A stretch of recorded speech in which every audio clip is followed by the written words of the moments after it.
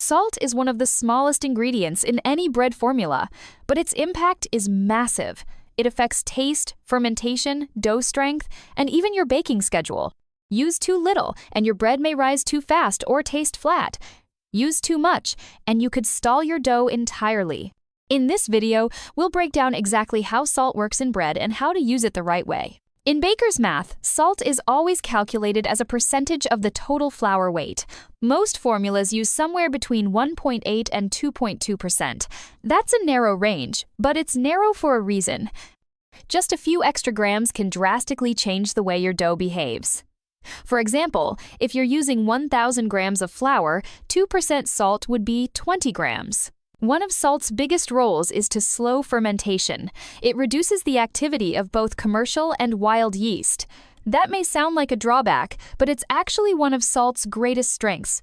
A slightly slower fermentation gives your dough more time to build flavor and strength and prevents it from overproofing or collapsing before you're ready. Salt also strengthens your gluten network. It helps the protein strands align and bind more tightly, which gives your dough better elasticity. This means it's easier to shape, less likely to tear, and more likely to spring up in the oven instead of spreading flat. Of course, salt does affect flavor, but not just by adding saltiness.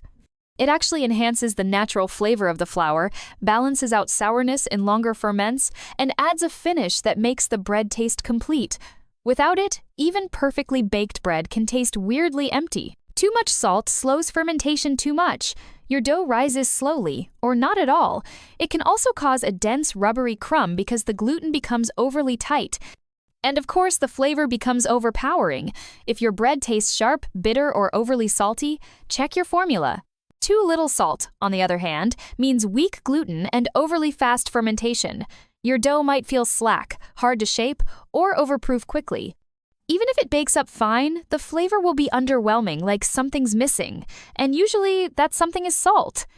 If you've worked with preferments like Polish, Biga, or Levain, you might have noticed they often don't contain salt. That's intentional. Leaving salt out of a preferment allows for quicker early fermentation and enzyme activity. Salt is added later when the rest of the dough is mixed, when structure and timing matter more. Salt even affects what happens in the oven. With the right salt amount, your dough has enough strength to expand well during baking, giving you that nice oven spring. But if there's too much salt, the crumb can tighten and stay dense. Too little? The dough may collapse before it even hits full rise.